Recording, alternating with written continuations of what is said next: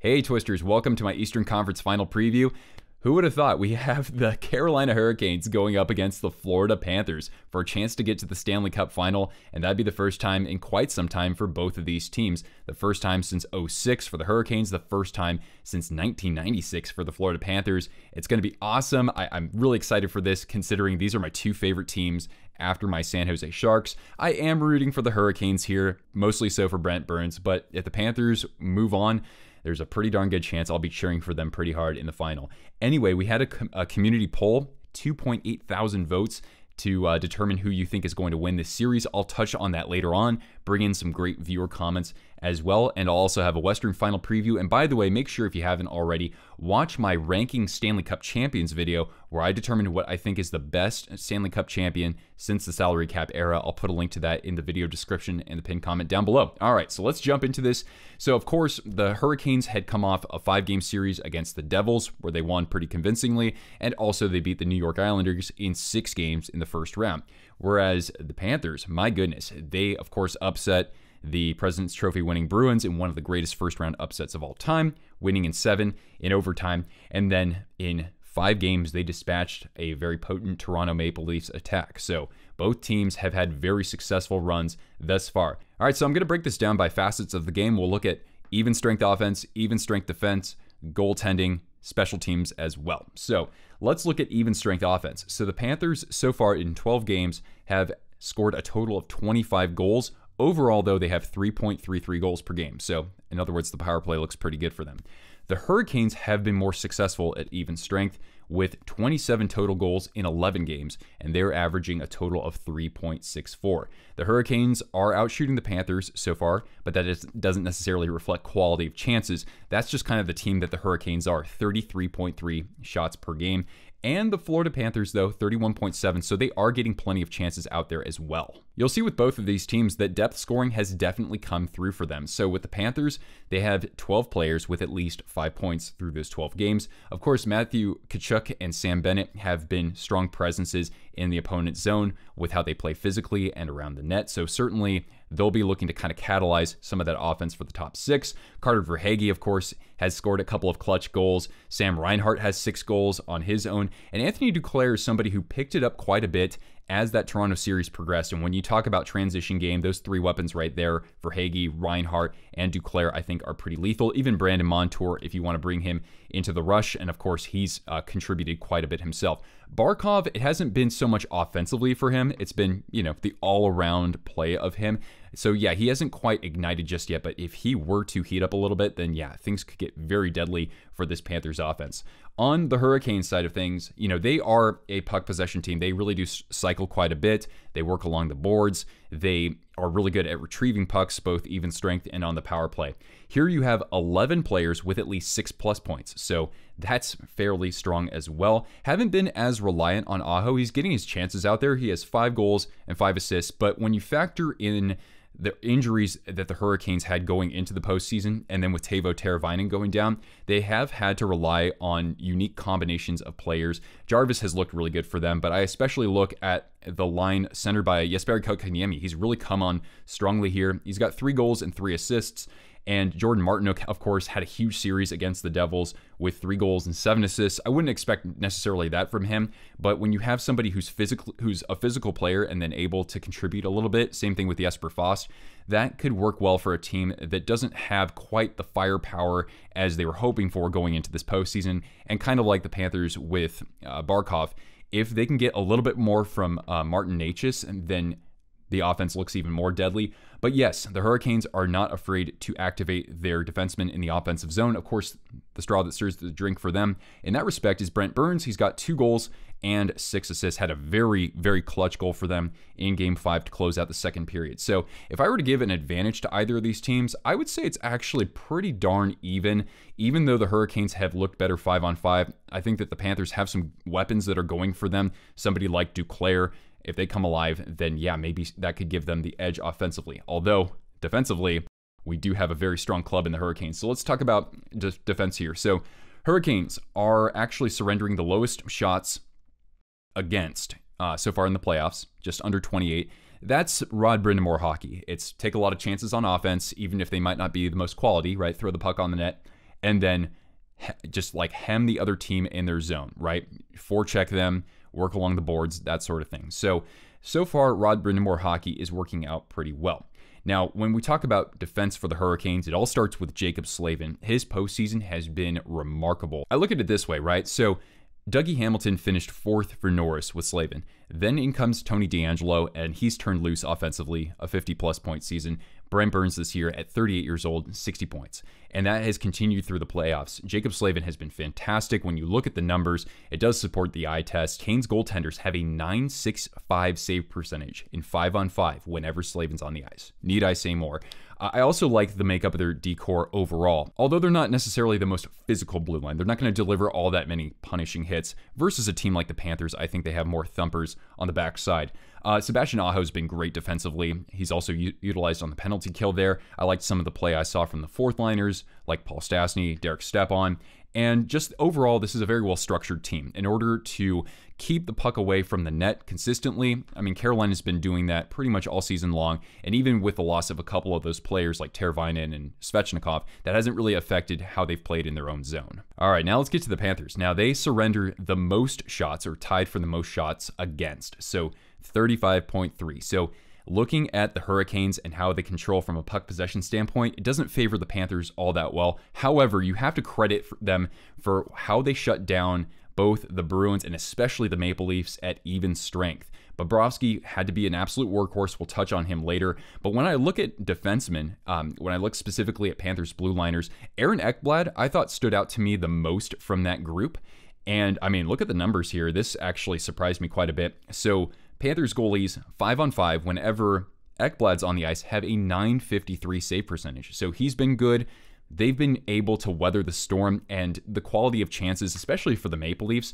Yeah, there were some times when they couldn't quite cash in on the more high danger chances, but even so, the Panthers, I think, were able to contain a very good Maple Leafs attack, and even taking that back to the end of the Bruins series. One other thing I want to point out here is that the Panthers will have to do a better job in the face-off circle in their own zone. So, of course, Barkov is traditionally a great face-off guy. He hasn't been so much in the playoffs, but the Hurricanes have a 53% face-off percentage in the opponent's zone. The Panthers are only 44% in their own zone. So that's one key matchup to look for there. And I don't want to just pick on Barkov. That's Sam Reinhart, anybody who's taking draws there, Bennett. So overall, when it comes to defense, even though Florida has looked very good so far against two talented offensive clubs, I still give the advantage to the Hurricanes. Granted, they didn't have to face all that tough of an opponent in the Islanders, but against the Devils, I mean, they looked pretty dominant, I have to say. All right, now let's talk about goaltending. The Panthers, man, Sergei Bobrovsky, what a run he's having so far. He's played 10 games. He came in Game 3 in the first round, and he's started ever since, so he started 9 games. He has a .918 save percentage, a 2.82 goals against average, and he only allowed 2 goals in each of those 5 games against the Maple Leafs, and a lot of that was on the penalty kills. So Bob looks very sharp right now. His rebound control, I thought, was better in that series against the Maple Leafs, and in his last 6 starts, his save percentage is at least .917 or better, and as I touched on earlier, he's had to stop the puck a lot. And Bobrovsky has had his inconsistencies, over the course of his career, especially with Florida. But right now, he is riding high, and he'll be well rested going into the conference final. Alex Lyon, even though he struggled a little bit against the Bruins, you can't forget that he took that team on his back into the playoffs. So if he really has to get called on, maybe he can recapture some of that magic from earlier. With the Hurricanes, so don't forget, Antti Raanta started that series against the Islanders with Anderson still kind of banged up. I mean, between the two of them, someone's always injured, it seems. But Raanta, I thought, played pretty well. A .906 save percentage, a 2.56 goals against average. Then in comes Anderson at the end of that series. He's only played 6 games, but look at these numbers. A 1.80 goals against average, a .931 save percentage. And then you also have Pyotr Kochetkov, although he got lit up in his 1 game. So here, I think Bobrovsky's been tested more, right? He's faced a lot more shots. He's faced some pretty crazy waves of attack, whereas I think the Hurricanes defensively have really contained their opponents to where that 1.80 goals against average for Anderson really reflects how well the team has played defensively and how they've been able to hold on to the puck. Do I think that Anderson can match what Bobrovsky does? More or less, I do think so. But if I gave an advantage right now, I would actually give it to, as Flying Fluffy calls him, Bobrovsky. So Bobrovsky, I think, still has some great momentum heading into this series. And Anderson, hey, he can still hold his own quite well, especially with that defense in front of him. All right, and then let's touch on special teams before we get into our community poll and some comments and my overall thoughts on this series. So on the power play, the Hurricanes right now are 18.9%. So a lot of that funnels through Brent Burns in terms of just getting shots to the net, getting some traffic in front with the likes of Jesper Fast or even Stefan Nason. The second unit looked particularly good against the New Jersey Devils, and you have at least 9 players with a power play point. So you're able to get contributions from both units. The 18.9%, it doesn't concern me quite as much. I think that they've been able to hold the zone and cycle really well. They just need a little bit more confidence with shooting the puck. Whereas the Panthers, man, 27.6%. This wasn't a world beater on the man advantage in the regular season, but man, a lot of players have stepped up for them, getting contributions, at least 1 point from 11 players. Kind of like the Hurricanes with Burns, you have a lot of that being funneled through Brandon Montour. Sam Reinhart plays a great role in the bumper spot. And you also have Tkachuk down low and Bennett to create some havoc in front of the net. With the penalty kill, the Hurricanes, 90%. Granted, the Islanders and the Devils aren't the greatest teams on the man advantage, but Carolina, just ever since Brind'Amour came in, they've been just perennially a great team on the penalty kill. They've just been overall very good disruptors, and the quality of chances I don't think have been very good for the opposition so far. Whereas with the Florida Panthers, their penalty kill that's the weak part of their roster so far. They faced some good weapons with Boston, not the best power play during the regular season, but Toronto had the best power play in the Eastern Conference, and they did strike several times against the Panthers, but hey, they're conditioned, they're experienced, and Carolina is not as strong when it comes to the man advantage. However, the Panthers do find themselves in penalty trouble pretty often in the postseason especially, so they're going to have to do their best to somehow stay out of the box, to stay with some of those fast skaters. With that in mind, I do think the Hurricanes have a bit of a special teams edge, but with Florida's power play, if they can keep that rolling, who knows, maybe that could actually give them some momentum here. So anyway, now let's look at the community thoughts on this series. 2.8K votes, so that's fantastic, guys. Thank you so much for voting. And it was nearly split down the middle there, and that was the way it was right from the onset with the first 100 votes. So 51% like the Hurricanes, 49% like the Panthers. Now, the Panthers did get some more support in the comments. I'm going to read them in just a second.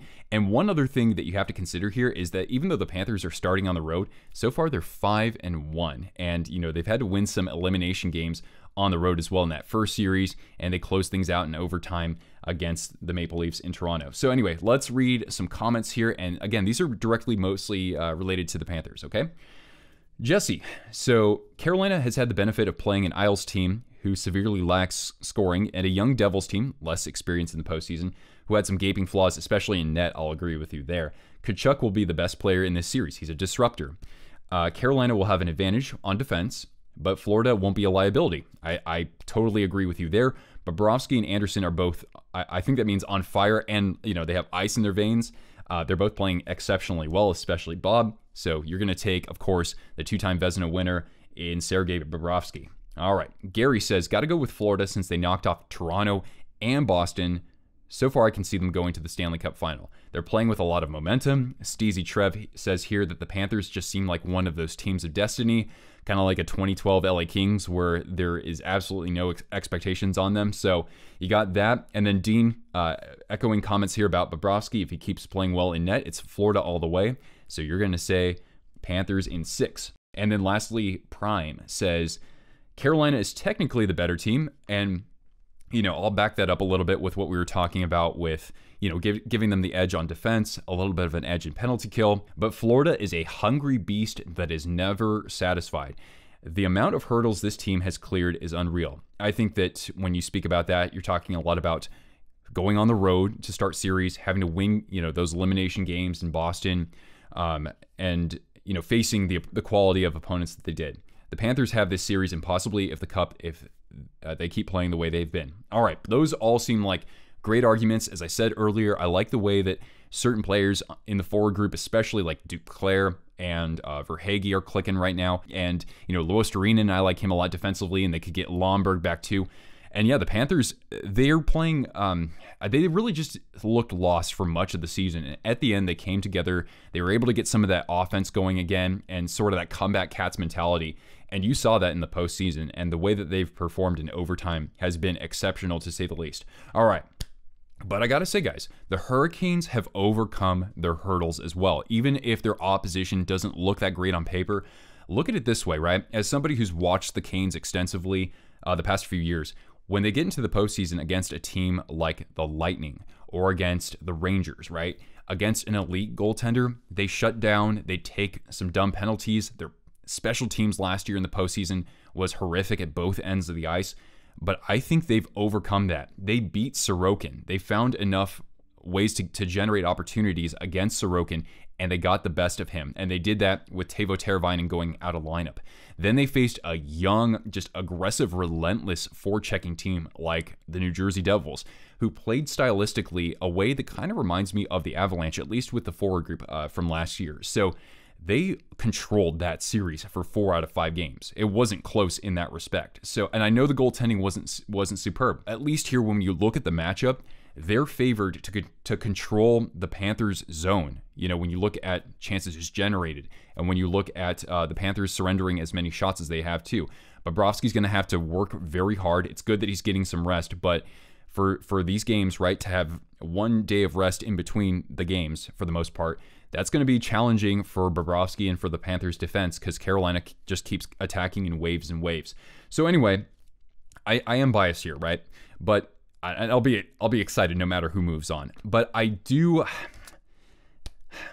like the Hurricanes in this. I think the Panthers have really turned their game around in a way I would not have expected. They're intimidating with players like Tkachuk, Bennett, Gudis, right? Can the Hurricanes withstand that? I liked some of their pushback. I liked some of their work along the boards there. And ultimately, I just think that the structure of the Hurricanes, the experience, Florida does have plenty of experienced players, but really, I think the Hurricanes have had a path forward to the Stanley Cup final ever since they really did conquer some demons. I've got the Hurricanes in this one. I'll say they win it in 6 games, and hopefully, regardless, either team wins the Stanley Cup. Although, if the Kraken somehow find a way to win Game 7, and they're going to have their hands full in the next series. But anyway, it's just really exciting to be creating content around teams that I really enjoy watching. So anyway, hey, let me know your thoughts about this in the comments down below, and stick around. We'll have some more hockey content throughout the playoffs here. Leave a thumbs up, please, if you could. And yeah, I'll see you around for more coverage, of the 2023 NHL playoffs. I got to do a Western Conference preview as well. All right, guys, have a good one out there. I'll see you around real soon. Ciao.